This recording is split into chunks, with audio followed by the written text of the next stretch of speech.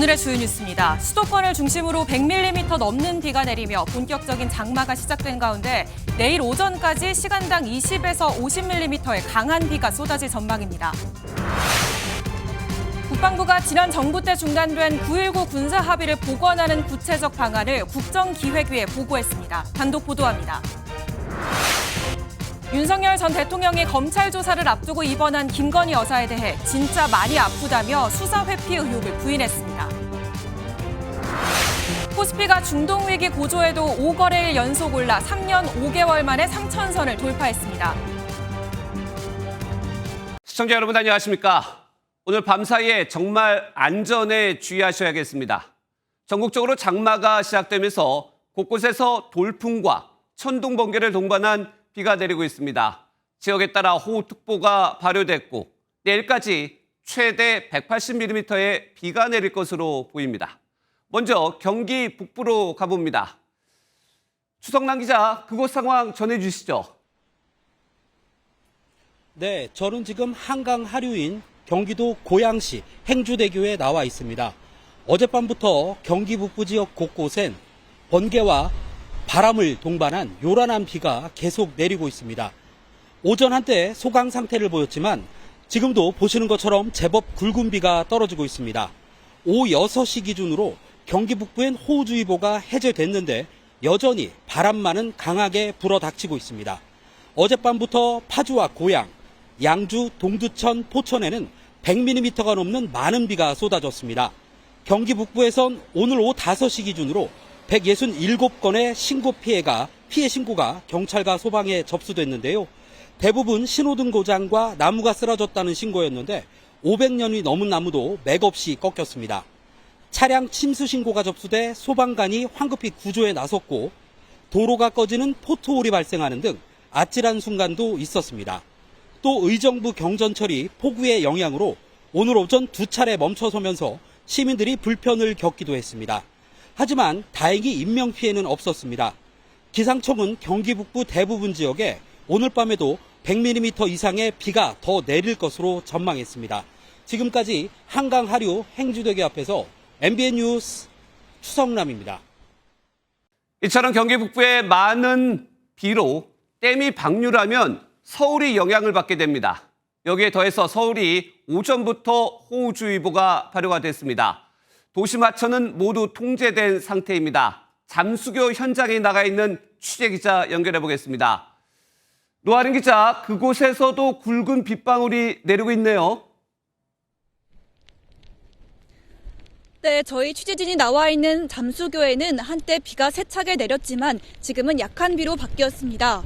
다만 보시는 것처럼 오늘 강한 바람이 불고 있어 가만히 서 있기가 쉽지는 않은 상황인데요.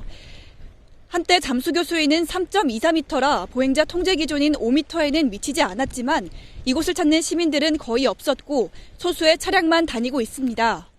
오늘 새벽 6시부터 서울 시내 전역에 호우주의보가 발령됐는데요. 현재 청계천과 불광천 등 하천 29곳이 모두 통제된 상황입니다. 실제 비 피해도 잇따랐습니다.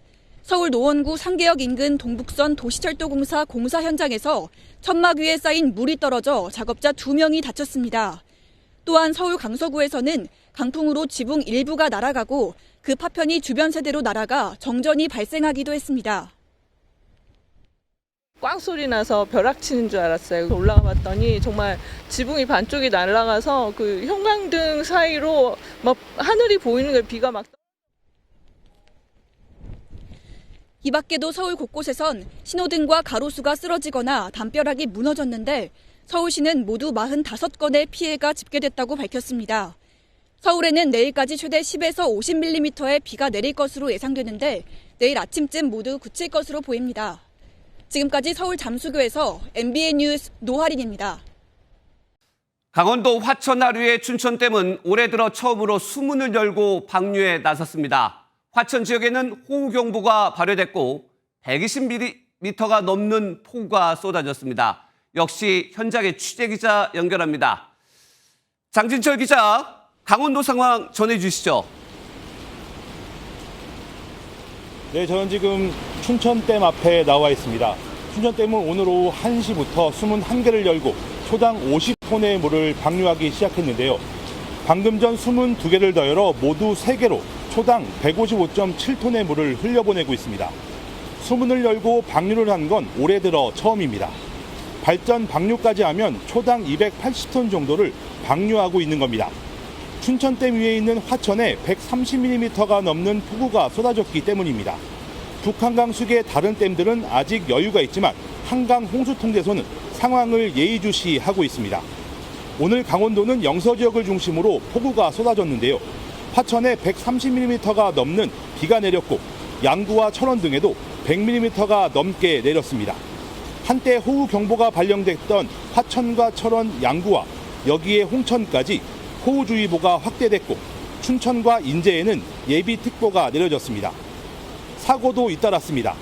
춘천에서 승용차가 빗길에 미끄러져 난간을 들이받았고 화천에서는 뱃머리교 인근 도로가 한때 침수되기도 했습니다.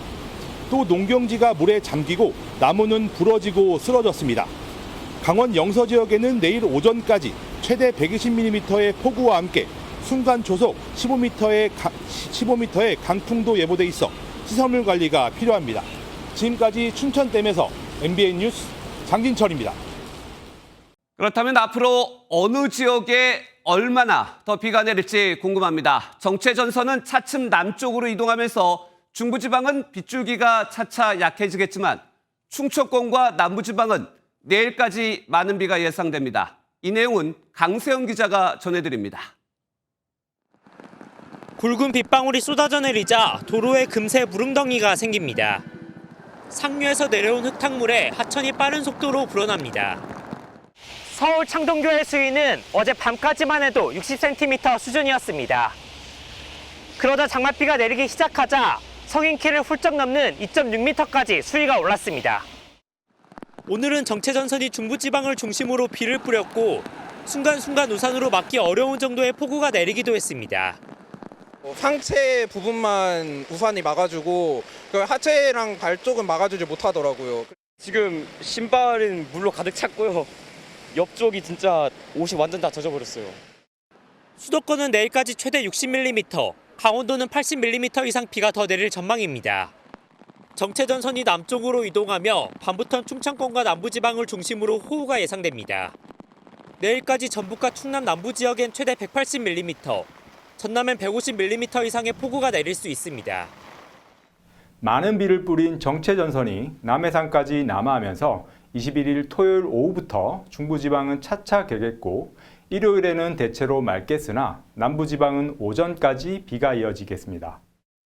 폭우와 함께 초속 15m 수준의 강한 바람이 불 수 있어 피해가 없도록 주의해야 합니다. MBN 뉴스 강산입니다. 국방부가 국정기획위원회에 보고해서 문재인 정부 당시 남북 정상회담으로 합의된 9.19 군사합의 복원 방안을 제시했습니다. 남북 군사회담 준비 TF 구성과 직통전화기 설치 등의 내용도 포함됐습니다. 구체적인 내용을 주진희 기자가 단독 보도합니다. 지난 2018년 체결한 9.19 군사합의에 따라 남북은 비무장지대 GP 감시 초소의 철수, 화살머리 고지 유해 발굴 등을 진행해왔습니다. 반갑습니다. 어실하게 수고했습니다. 네, 무시하고 고생하셨습니다. 하지만 남북 관계가 경색되면서 지난 2023년 9.19 군사 합의는 파기됐습니다. 9.19 북남 군사 분야 합의서에 구속되지 않을 것이다. 북한의 복원 조치에 대한 대응 조치를 즉각적으로 MBN 취재 내용을 종합하면 국방부는 국정기획위에 9.19 군사합의 복원의 구체적인 시나리오를 제출했습니다. 먼저 회담 경험자를 포함한 남북 군사회담 준비 TF를 편성하고 언론과 유엔사 등을 통해 대화 재개를 제안하는 방안입니다.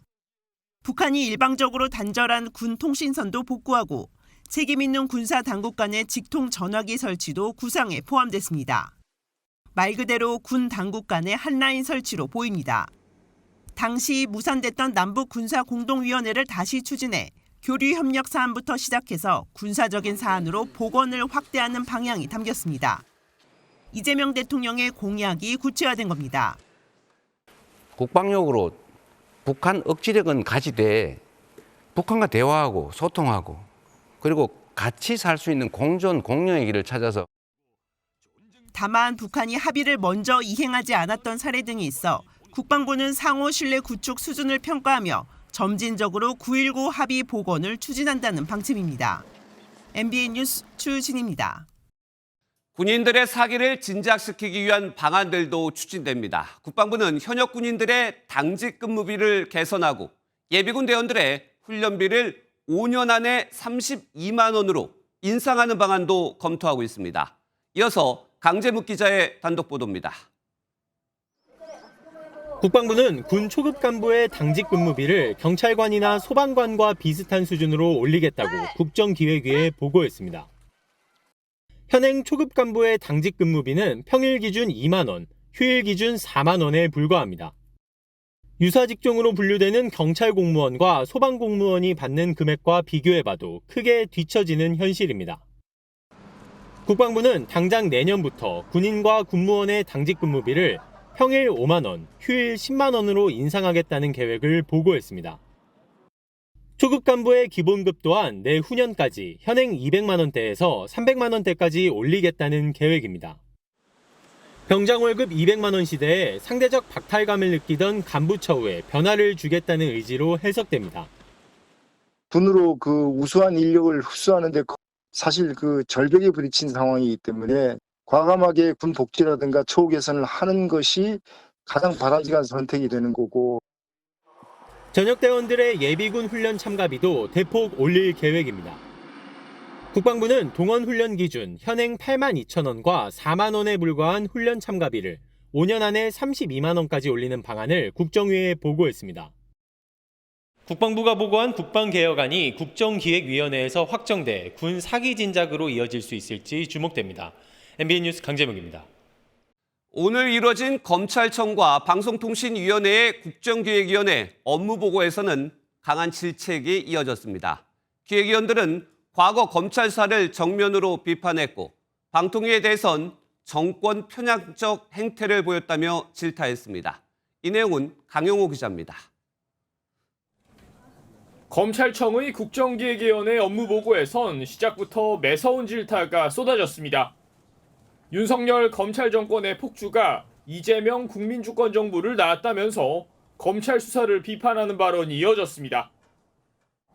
현실은 권력의 행배에 따라 주가 조작 녹음 파일이 없다가 나타나기도 하고 대통령 영부인의 호출에 어디든지 달려가는 그런 모습을 보여주기도 하셨습니다. 불편한 기류 속에 업무보고는 시작됐지만 결국 30분 만에 중단됐습니다. 이재명 대통령의 검찰개혁 공약에 대한 분석이 미흡한 것은 물론 형식적 요건도 갖추지 못했다며 국정기획위원들이 문제 삼은 겁니다. 실제 오늘의 업무보고 내용들은 검찰이 가지고 있는 현재 권한을 더 오히려 확대하는 방향으로 업무보고가 된 것이 아니냐. 국정기획위는 오늘 24일까지 추가 자료를 제출받고 25일 업무보고를 다시 진행하기로 했습니다. 방송통신위원회 업무보고 역시 지난 3년간 정권 편향적 행태를 보였다며 시작부터 질타가 이어졌습니다. 정권을 옹호하는 부적절한 인사를 공영방송 사장에 앉히는가 하면 정권을 비판하는 언론에 대해서는 제재와 고발을 서슴지 않았습니다. 신뢰 회복을 위한 조치가 불충분하다며 국정기획위는 방통위 업무보고를 1시간 반 만에 중단했고 오는 26일 다시 열기로 했습니다. 해양수산부 업무보고 역시 자료 유출을 이유로 중단돼 국정기획위가 공직기강 고삐 조이기에 나섰다는 해석이 나오고 있습니다. MBN 뉴스 강용호입니다. 오는 24일 인사청문회를 앞둔 김민석 국무총리 후보자는 야권에서 제기하는 재산 관련 의혹을 모두 소명할 수 있다고 밝혔습니다. 대통령실은 당장은 청문회를 지켜보겠다는 입장이고 민주당도 김 후보자 엄호에 나섰습니다. 장가희 기자가 보도합니다. 김민석 후보자는 국민의힘이 제기한 재산 관련 의혹들을 모두 소명할 수 있다고 강조했습니다. 경사도 있었고 결혼도 있었고 조사도 있었고 출판 기념회도 2번 있었고 국회의원들이 그런 경우를 했을 때 하는 통상적인 액수가 있지 않습니까? 그러면서 조만간 국회에 소명 자료를 제출하겠다고 했습니다. 민주당은 김 후보자를 향한 국민의힘 사퇴 공세에 맞서 엄호를 이어갔습니다. 국민의힘이 사실을 왜곡하고 온갖 의혹을 요란하게 던진다며 새 정부 흠집 내기를 그만하라고 촉구한 겁니다. 국무총리와 상임위원장 문제를 둘러싼 발목 잡기에 낭비할 시간이 없습니다. 민생부터 살립시다. 여당은 이번 국면을 계기로 현행 인사청문회법 개정도 추진할 방침입니다. 인사청문회를 신상검증과 정책, 역량검증으로 나누고 도덕성 등 신상과 관련한 검증은 비공개로 하는 방안입니다. 대통령실도 김 후보자 관련 의혹이 청문회에서 충분히 소명될 것이란 입장을 재차 확인했습니다. MBN 뉴스 장가입니다. 국민의힘은 긴급 의원총회를 소집해 김민석 후보자 임명을 즉각 철회하고 이재명 대통령의 사과를 요구했습니다. 또 대통령이 범죄를 반성하지 않으니 총리 후보자도 따라하는 것이라고 비난의 수위를 끌어올렸습니다. 조희로 기자입니다. 비리백화점 이재명 내각 후보자 지명 즉각 철회하라. 국민의힘 의원들이 국민무시 불량 인사 즉각 철회가 민심이라고 적힌 피켓을 들고 김민석 후보자를 비롯한 주요 내각 인선을 비판했습니다. 칭화대 학위 논란과 불분명한 자녀 유학비 출처까지 의혹이 그야말로 고구마 줄기처럼 끊이지 않고 있습니다. 이쯤 되면 총리가 아니라 의혹의 종합 선물 세트입니다. 김 후보자의 인생은 스폰 인생이라며 이재명 정부의 인사검증 시스템은 실패한 거나 마찬가지라고 지적했습니다. 공직선거법 위반한 대통령, 정치자금법을 위반한 국무총리, 음주운전을 한 대통령, 룸사롱을 간 국무총리, 국민들이 뭐라고 하겠습니까?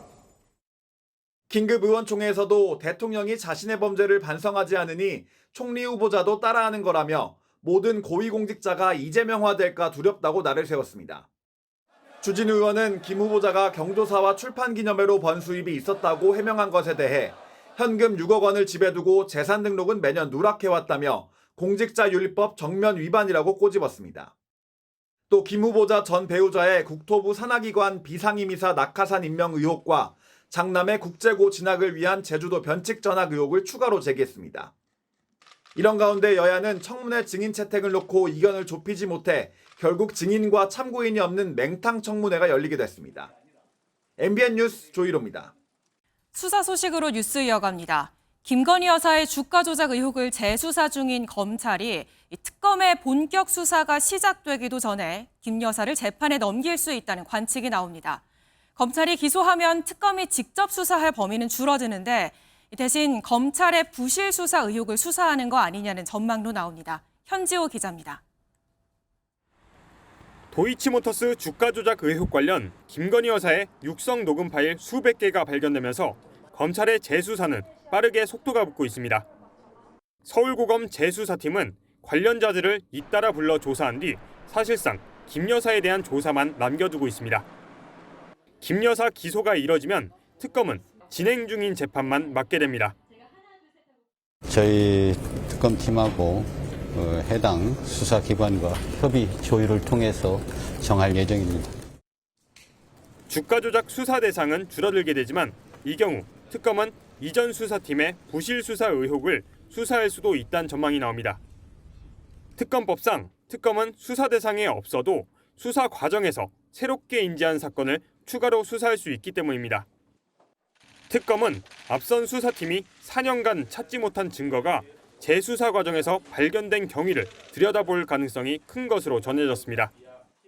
시세 조정을 공모하였다거나 그들의 시세 조정 범행을 인식 또는 예견하면서 계좌 관리를 위탁하거나 직접 주식 거래를 하였다고 보기 어려워 5명의 검사를 파견받은 민중기 특별검사는 추가로 요청한 28명의 검사가 들어오는 대로 사건 기록 검토와 수사 대상 등을 선정해 본격적인 수사에 착수할 것으로 보입니다. MBN 뉴스 현지호입니다. 그런데 의혹의 당사자인 김건희 여사와 윤석열 전 대통령은 각각 검찰과 경찰의 소환 요구에 응하지 않고 있죠. 김 여사가 출석 요구 당일 병원에 입원한 걸 두고도 말이 나왔는데 윤 전 대통령은 아내가 진짜 아프다며 수사 회피 의혹을 일축했습니다. 이 내용은 최희지 기자가 전하겠습니다. 윤석열 전 대통령과 김건희 여사는 나란히 수사기관의 출석 요구에 불응하고 있습니다. 특히 김 여사가 검찰의 출석 요구 당일 병원에 입원하면서 수사 회피 의혹은 커지고 있습니다. 소환 통보하니까 우울증 걸렸다고 병원 가요? 우리 서민들이 병원 입원실 잡기가 쉬워요? 하지만 윤 전 대통령은 김 여사의 상태가 실제로 많이 좋지 않다고 말한 것으로 전해졌습니다.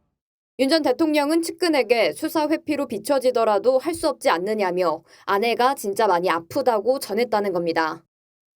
병이 있어서 입원한 거지 특검소를 피하기 위한 건 아니다는 거고. 일각에서는 김 여사 입원을 핑계로 윤 전 대통령 본인도 수사를 회피한다는 의혹이 나오는데 윤 전 대통령 측은 반박에 나섰습니다. 윤 전 대통령 측은 여사의 문제가 아닌 소환 요청 방식의 문제 때문이라며 김 여사 입원과는 별개라고 선을 그었습니다. MBN 뉴스 최희지입니다. 조은석 특별검사가 이끄는 내란 특검팀에 특별검사보 6명이 임명됐습니다. 검찰과 경찰 출신으로 꾸려졌는데 문재인 정부 시절 검찰개혁에 참여했던 인사들도 포함됐습니다. 면면을 심동욱 기자가 살펴봤습니다. 이재명 대통령이 12.3 내란 사건을 수사할 내란 특검의 특별검사보 6명을 어젯밤 임명했습니다. 김영수, 박억수, 박지영, 박태후 변호사와 이윤재 명지대 교수 등 검찰 출신 5명과 경찰 출신인 장우성 변호사입니다. 특검보 가운데는 문재인 정부 당시 검찰개혁에 참여했던 인사들이 포함됐습니다. 이윤재 특검보는 문정부 당시 법무검찰개혁위원을 지냈고 앞서 더불어민주당이 최혜병 특별검사로 추천하기도 했습니다. 조 특검이 직접 추천한 박지영 특검보는 검찰개혁 추진단 팀장을 맡았고 대검 중수부 1호 여검사 이력을 갖고 있습니다. 어떻게 하면 범죄 피해자들이 빨리 피해에서 회복될 수 있도록 치유를 지원할 수 있을까? 조 특검은 대한변호사협회 추천을 반영했다며 수사 능력과 수사 관리 능력이 출중한 경찰 출신을 제청했다고 밝혔습니다. 내란 특검보들은 서울 동부지검의 임시로 마련된 사무실에서 인사를 나눈 뒤 서울 고검청사에 마련된 특검 사무실에서 본격적인 업무에 돌입할 예정입니다. 한편 내란 특검이 처음으로 기소한 김용현 전 국방장관의 재판은 지규현 부장판사가 이끄는 내란 재판부가 아닌 서울중앙지법 형사 34부에 배당됐습니다. 조 특검은 해당 재판부에 김 전 장관의 구속영장 발부 필요성을 강조하는 의견서를 오늘 추가로 제출했습니다. MBN 뉴스 심동욱입니다. 정치권 소식입니다. 이재명 대통령이 대선 1호 공약인 AI 강국 실현에 시동을 걸었습니다. 취임 후 처음 찾은 산업 현장도 국내 최대 규모 AI 데이터 센터였는데요. 수조 원을 투자한 SK 최태원 회장에게 애썼다는 격려로 기업의 역할에 힘을 보탰습니다. 표선우 기자입니다. 이재명 대통령이 울산 AI 데이터 센터 출범식에 참석했습니다. SK와 아마존이 함께 만드는 국내 최대 규모의 데이터 센터라 취임 후 첫 산업 현장 방문 일정으로 선택했습니다. 이 대통령은 이 자리에서 대한민국이 깔딱 고개를 넘는 중이라면서도 위대한 저력으로 위기를 이겨낼 것이라고 강조했습니다. 그러면서 이번 센터 설립이 지방경제 산업의 새로운 희망이 될 것이라면서 최태원 SK 회장에게도 고마움을 나타냈습니다. 지방에서 이 대규모 AI 데이터 센터를 유치하게 됐다는 점들이 각별한 의미가 있는 것 같습니다. 우리 SK 회장님 애쓰셨고요. 국산 AI 개발 중요성도 다시 강조했습니다. 챗GPT 있는데 소버린 AI를 왜 개발하냐, 낭비다, 뭐 이런 얘기는 사실은 야, 저 베트남에 쌀 생산 많이 되는데 뭘 농사를 짓냐, 사 먹으면 되지, 이런 얘기하고 똑같은 거죠. 그게 얼마나 위험한 생각인지 모르는 거죠. 또 AI 인재 육성을 위한 초등학교 AI 필수 과정 검토도 지시했습니다. 이 대통령은 AI 수석 자리를 신설하는 등 대선 1호 공약인 AI 산업 육성에 속도를 내는 모습입니다. MBN 뉴스 표선우입니다.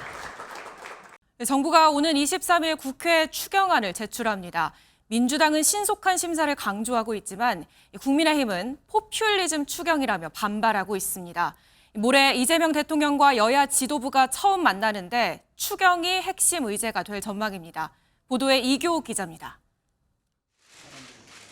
민주당은 추경이 민생 회복의 마중물이 될 거라며 빠른 집행 필요성을 연일 강조하고 있습니다. 과거 IMF나 코로나19 팬데믹을 극복한 것처럼 정부와 국회, 국민이 똘똘 뭉쳐야 하는데 국회가 보조를 맞추지 못하고 있다고 언급했습니다. 민주당은 국무회의에서 의결된 추경안이 오는 23일 국회로 제출되는 만큼 심사를 위해 조속한 원구성을 하자는 입장입니다. 추경안을 심사할 예산결산특별위원회 구성 등의 속도를 내야 한다는 겁니다. 국민과 정부는 저만큼 앞서가는데 정치만 뒤처지고 있는 것 같아 송구스럽습니다. 당장 추경안을 처리해야 하고 국민의힘은 이번 추경이 포퓰리즘이라고 비판하고 있습니다. 취임 2주 만에 뚝딱 만들어진 정부의 졸속 추경안은 민생 경제 회복에 도움이 되지 않는 정치적 포퓰리즘 추경이라는 겁니다. 또 소비 쿠폰과 지역 화폐 등 전체 추경의 절반에 달하는 예산이 현금 살포라고 직격했습니다. 이번 추경안은 한마디로 사이비 호텔 경제학의 대국민 실험장으로 보고 있습니다. 일단 양당은 원구성과 본회의 개최 일정 등을 놓고 23일에 다시 논의를 한다는 데는 의견을 모았습니다. 하루 전날인 22일 이재명 대통령과 여야 지도부가 오찬을 갔는데 추경을 둘러싼 여야 기싸움이 예상됩니다. MBN 뉴스 이교욱입니다. 정치권 소식 국회 출입하는 김지영 기자와 정치톡톡으로 이어가 보겠습니다. 첫 번째 키워드 바로 볼까요? 법무장관 추천, 누구를 추천했나요? 네, 바로 주진우 국민의힘 의원입니다. 그런데 주 의원은 국민의힘, 그러니까 지금 야당이잖아요. 그런데 이재명 정부에서 핵심으로 꼽히는 법무장관 추천이라는 게 어떤 의미일까요? 네, 이 주진우 의원이요, 법무부 장관에 적합하다 이런 의미가 아닙니다. 장관 후보자가 돼서 너도 한번 검증을 받아보라 이런 취지입니다. 예.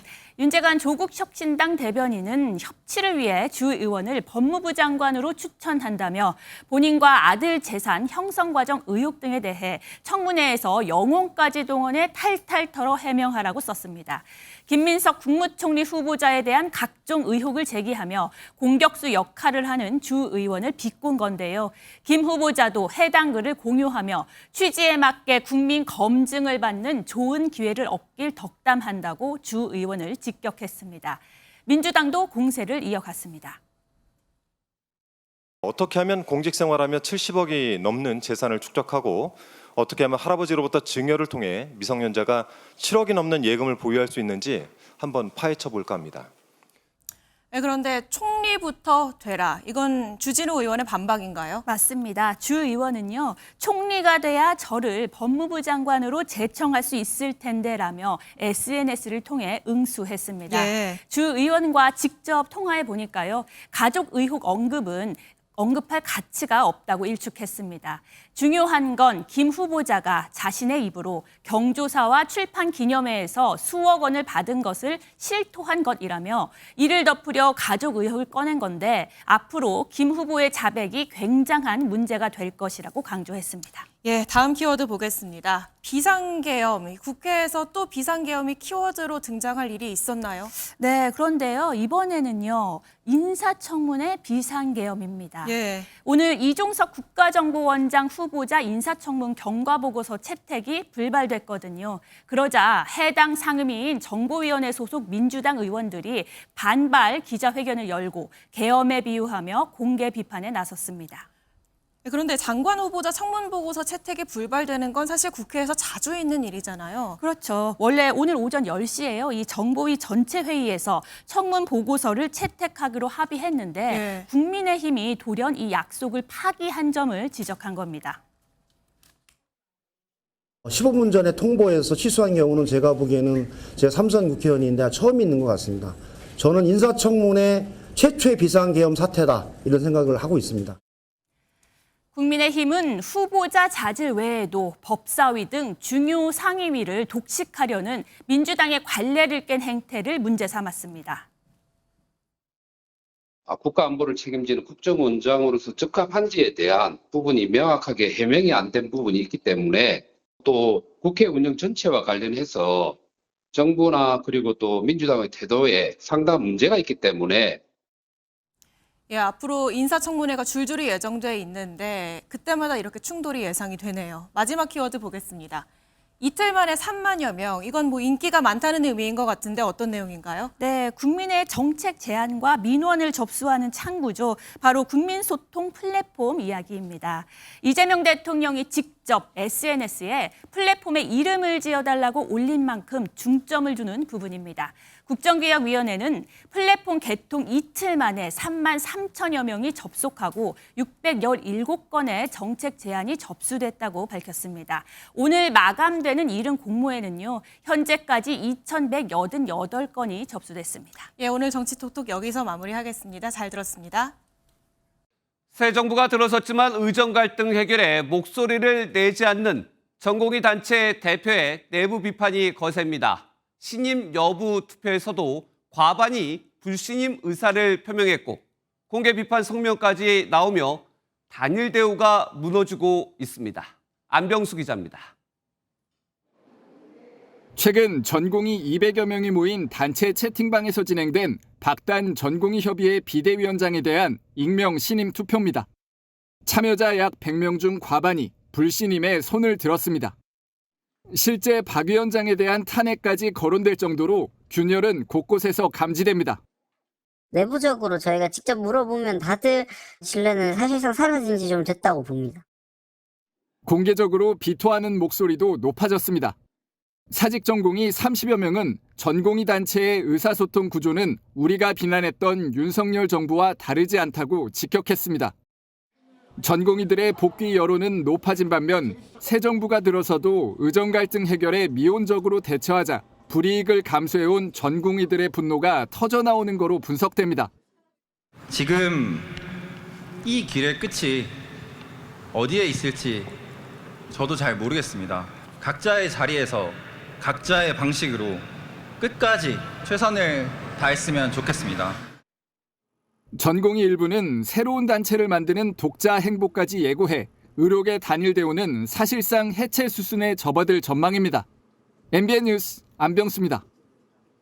네, 보신 것처럼 공고했던 의료계 단일 대우가 흔들리는 모습입니다. 정부가 바뀌어도 해결되지 않는 전공의 문제, 사회정책부 최은미 기자와 자세한 이야기 나눠보겠습니다.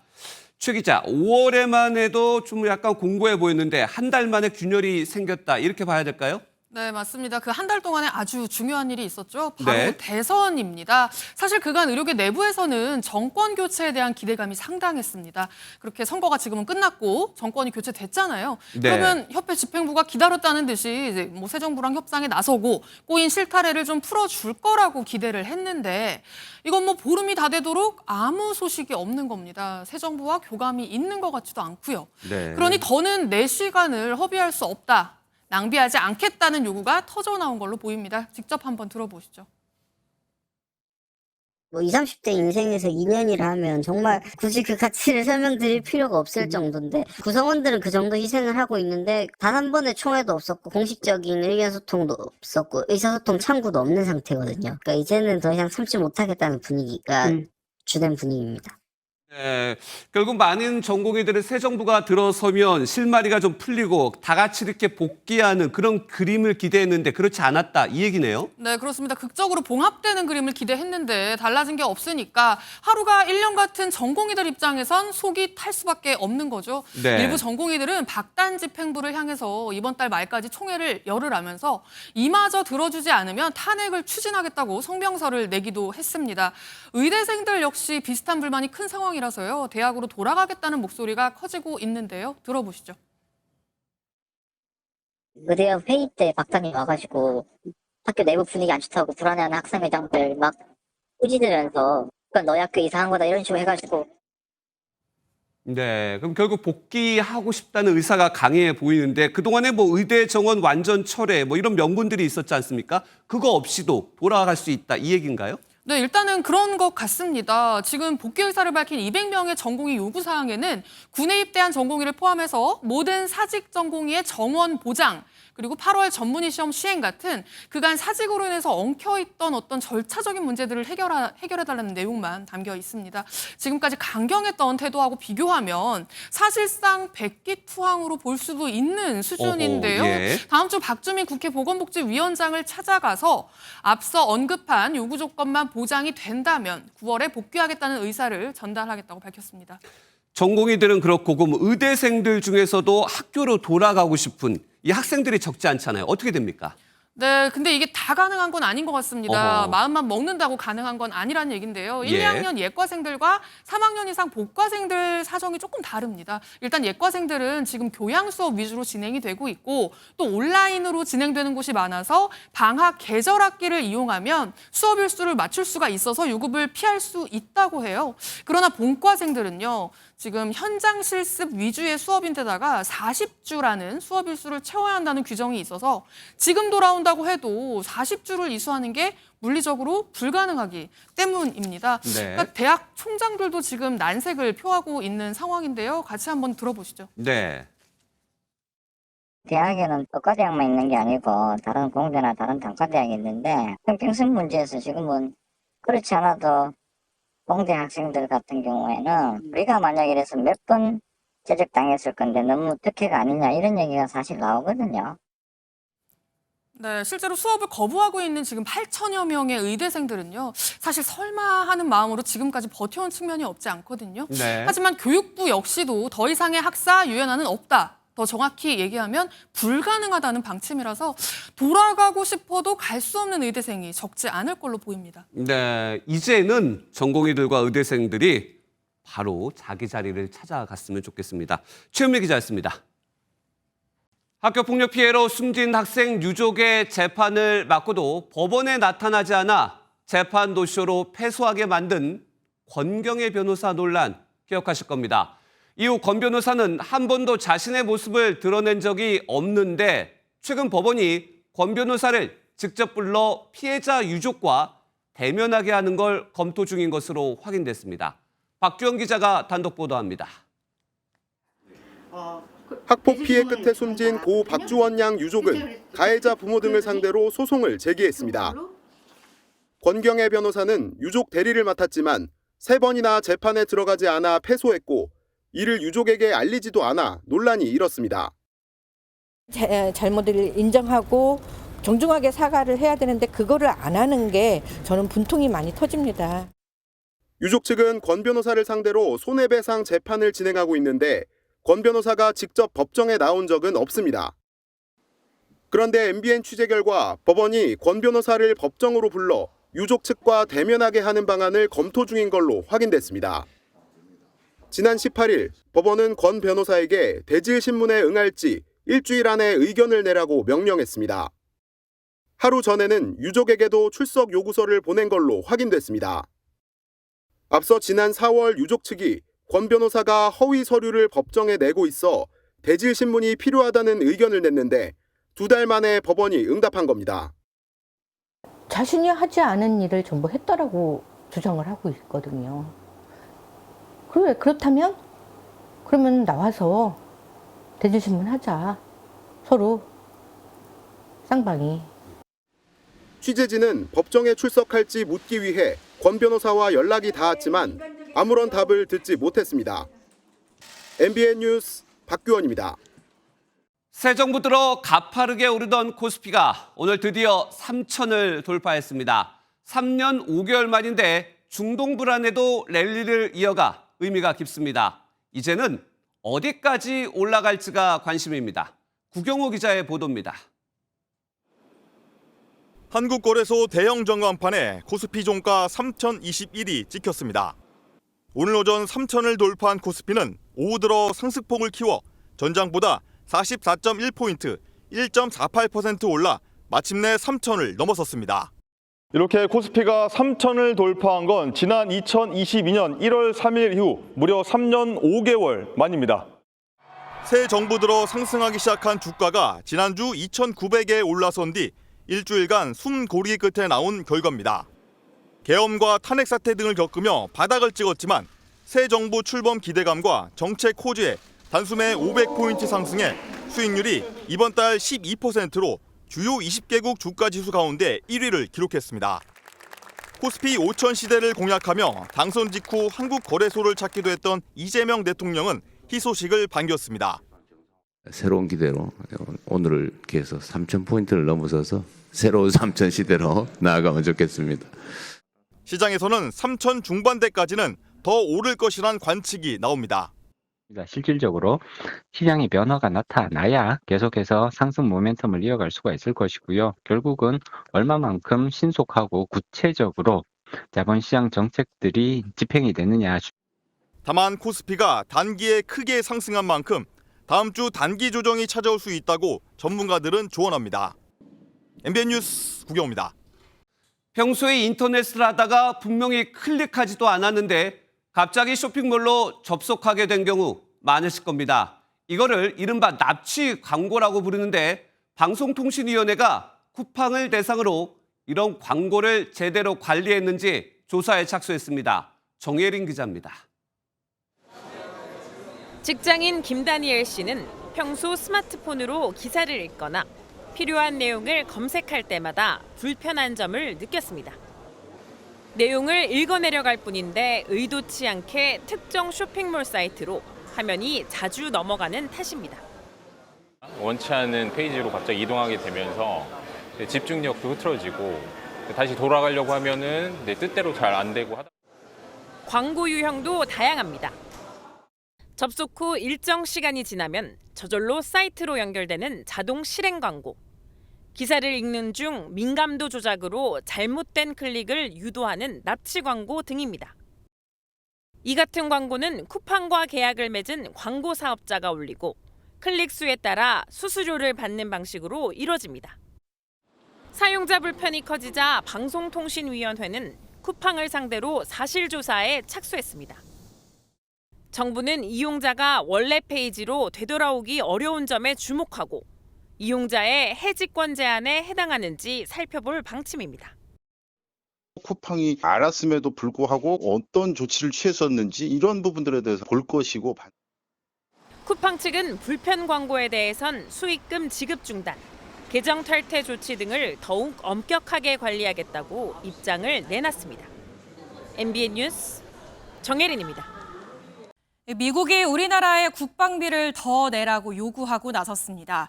우려하던 트럼프 행정부의 안보 청구서, 이 국방비를 GDP의 5% 수준으로 늘리라는 건데요. 이 미국의 요구대로라면 우리는 지금의 2배가 넘는 약 130조 원을 부담해야 합니다. 자세한 내용 이상엽 기자입니다. 미국 국방부가 한국을 포함한 아시아 동맹국이 국방비를 GDP의 5% 수준으로 올려야 한다는 입장을 냈습니다. 미국 국방부는 성명에서 유럽 동맹들이 아시아 동맹을 위한 국제 기준을 설정하고 있다. 그것은 GDP의 5%를 국방에 지출하는 것이라고 밝혔습니다. 트럼프 행정부는 나토 유럽 회원국들의 국방비 지출을 기존 목표치인 GDP의 2%에서 5%로 늘리도록 요구해 왔는데 한국 등 아시아 동맹국도 국방비를 GDP의 5%로 늘리라는 겁니다. A commitment to 5% defense spending across this alliance, which we think will happen, which we think has to happen. 한국은 올해 약 61조 원, 지난해 명목 GDP 기준 2.37%를 국방비로 배정했습니다. 미국의 요구대로 GDP의 5%로 국방비를 늘릴 경우 기존 국방비의 2배가 넘는 127조 원을 지출해야 합니다. 국방비를 늘릴 경우 미국의 무기 구매 요구로 이어질 가능성도 있습니다. If I were there now, they'd be paying us $10 billion a year. And you know what? They'd be happy to do it. It's a money machine. 미국의 기대치만큼 국방비를 증액하지 않을 경우 주한미군 감축을 카드로 우리나라를 압박할 가능성도 제기됩니다. 오는 24일 네덜란드에서 열리는 나토 정상회의에서 국방비 증액 문제를 논의할 가능성이 큰 만큼 미국의 압박이 당면 과제로 떠오르고 있습니다. MBN 뉴스 이상엽입니다. 일론 머스크의 스페이스X가 개발 중인 화성 탐사선이 엔진 점화 시험 도중 폭발했습니다. 머스크는 그저 긁힌 정도라 했지만 올해만 벌써 4번째 실패로 나사와 진행 중인 달 탐사 프로젝트에도 빨간불이 켜졌습니다. 이한나 기자입니다. 발사대에 고정된 로켓에서 뻥 하는 굉음과 함께 거대한 섬광이 번쩍입니다.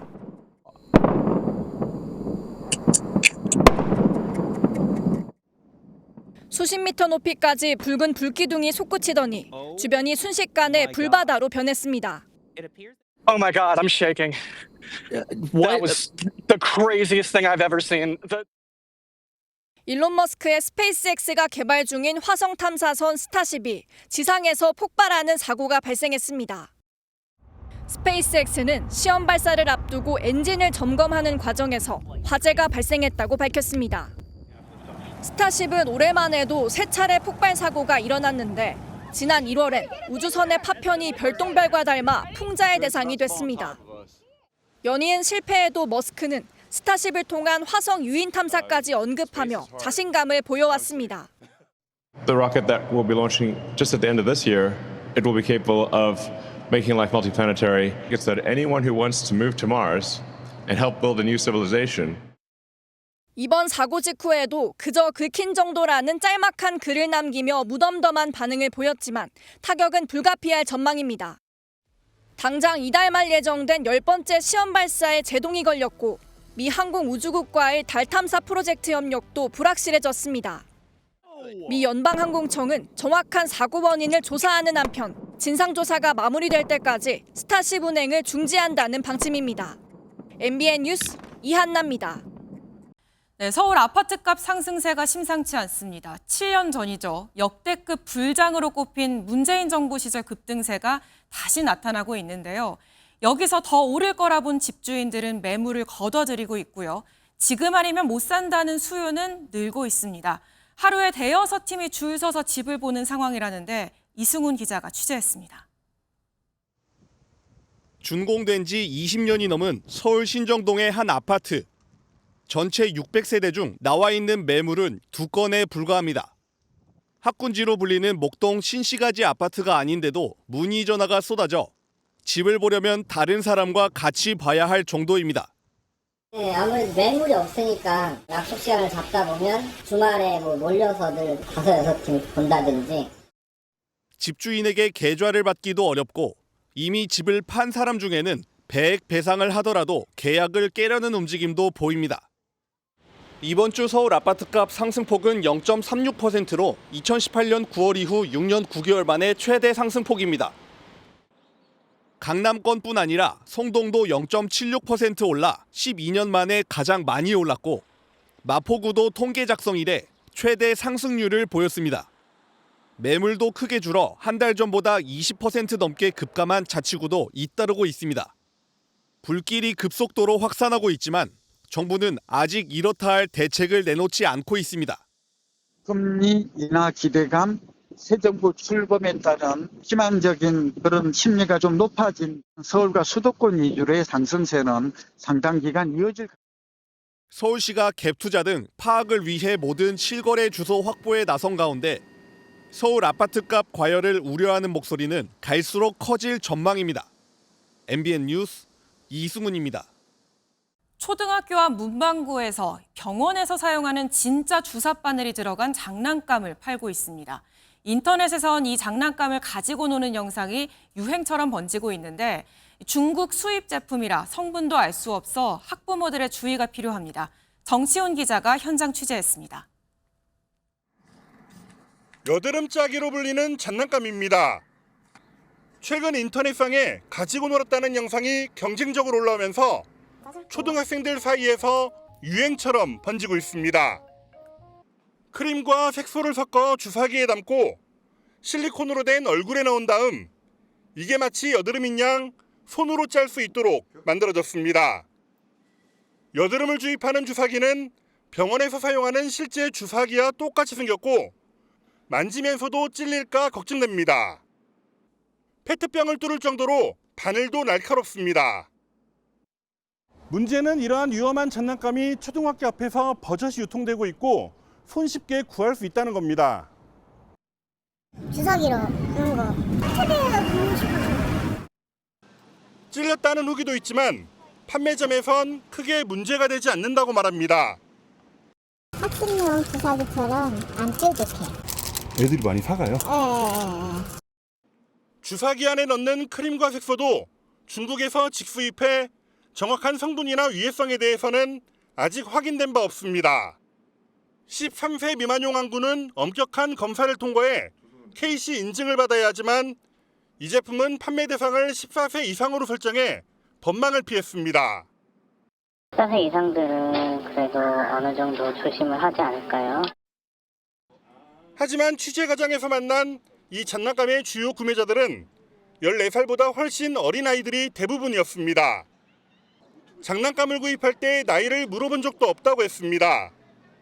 교육청에서는 실태를 확인하는 한편 학부모와 학생에게 주의를 당부했습니다.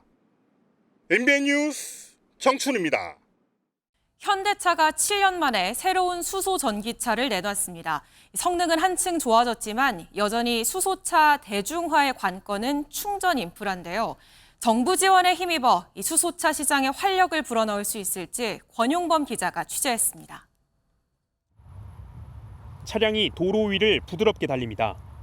현대차가 7년 만에 선보인 이 수소 전기차는 기존보다 수소 저장 탱크 용량을 키웠고 그러면서 주행 가능 거리도 720km로 늘었습니다. 반면 충전 시간은 5분 정도로 그대로 유지됐습니다.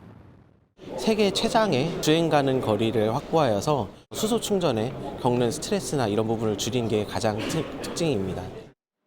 수소 전기차의 발전만큼 충전 인프라가 이를 뒷받침하지 못하는 건 한계입니다. 현재 전국에 설치된 수소 충전소는 221곳입니다. 이 가운데 서울에 있는 수소 충전소는 이곳을 포함해 단 9곳에 불과합니다. 앞에 차 5대, 6대가 대기를 하고 있더라도 다른 데를 갈 수가 없죠. 일단 최소 10km 이상은 떨어져 있습니다. 충전 불편을 해소하기 위해 이 수소 전기차엔 전국의 수소 충전소 정보를 반영해 최적의 경로로 안내하는 기능을 갖췄습니다. 전반적으로 수소차 판매량이 주춤하곤 있지만 미래 모빌리티로서 수소차 육성을 위한 신차 출시와 지원은 계속되고 있습니다. 글로벌 시장의 주도권을 질 수 있는 양적인 팽창보다도 질적인 부분을 맞춰서 가는 것이 가장 중요하다고 볼 수가 있습니다. 이재명 대통령이 전기차와 수소차 등 미래차 산업 육성을 공약으로 내세운 만큼 정부 지원을 바탕으로 수소차 보급 확대에 탄력이 붙을지 주목됩니다. MBN 뉴스 권용범입니다. 여럿이 무리지어 달리기를 즐기는 러닝크루 하면 도로를 가로막는 일부 민폐 러닝족을 떠올리는 분들 계실 텐데요. 그런데 동네 치안을 지키는 사람들도 있습니다. 어젯밤 러닝 순찰대가 서울에서 활동을 시작했는데 전민석 기자가 함께 뛰었습니다. 반사밴드가 달린 조끼를 입고 야광봉을 든 러닝 순찰대가 첫 순찰에 나섰습니다. 러닝 순찰단이 지금 뛰기 시작했는데요. 저도 같이 뛰면서 어떤 활동을 하는지 돌아보도록 하겠습니다.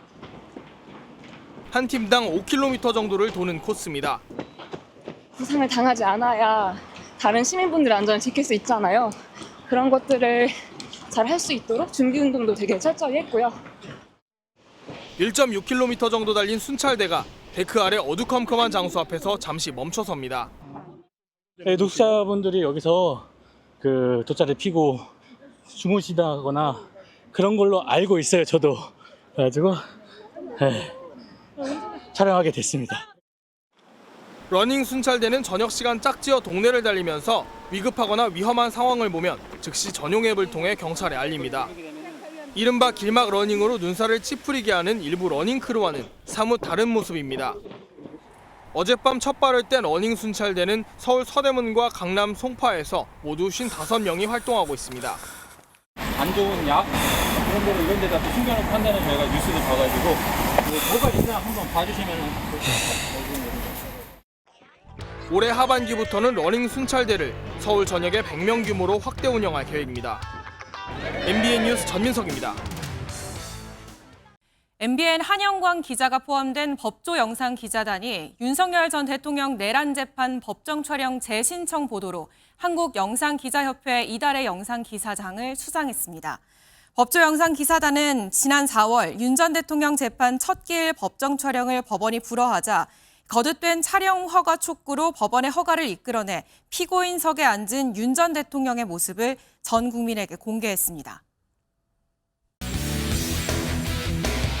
스포츠 뉴스입니다.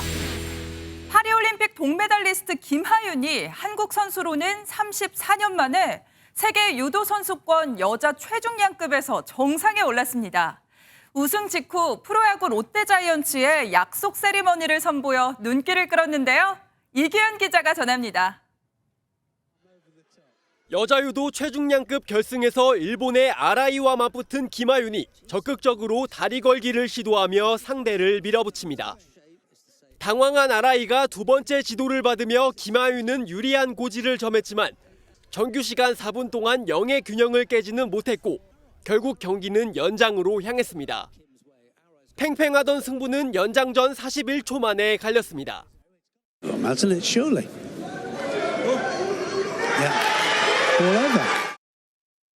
탐색전을 펼치던 두 선수가 소극적인 경기 운영으로 동시에 지도를 받았는데 이미 두 개의 지도를 받은 아라이에게 반칙패가 선언된 겁니다. 매번 세계선수권을 시합 나오면 3등 아니면 5등을 해서 너무 아쉬운 마음이 커서 1등 하고 싶은 마음이 컸는데 이번에 1등 하게 되어서 너무 기쁩니다. 한국 여자 유도 선수로는 34년 만에 세계선수권을 제패한 김하윤은 우승 확정 직후 프로야구팀 롯데자이언츠의 약속 세리머니를 선보였습니다. 자신의 고향 연고팀 롯데에 대한 열렬한 팬심을 표현한 건데 결승이 열리는 날 승리한 롯데에게 승리의 기운을 얻었다고 말하기도 했습니다. 함께 여자 최중량급에 출전한 고교생 유망주 이현진은 화끈한 한판승으로 동메달을 획득했고 지난 대회 남자 최중량급 우승자 김민종 역시 동메달을 목에 걸었습니다. 금메달 1개와 동메달 3개로 이번 대회 개인전 종합 6위를 확정지은 대표팀은 내일 단체전을 통해 유종의미에 도전합니다. MBN 뉴스 이규현입니다. 표적지가 다 젖을 만큼 쏟아지는 빗줄기에 시끄러운 공사장 소음까지 오는 9월 광주 세계선수권을 준비하는 양궁 대표팀의 이색 훈련 현장, 빗물에도 흔들림이 없네요. 스포츠 뉴스였습니다.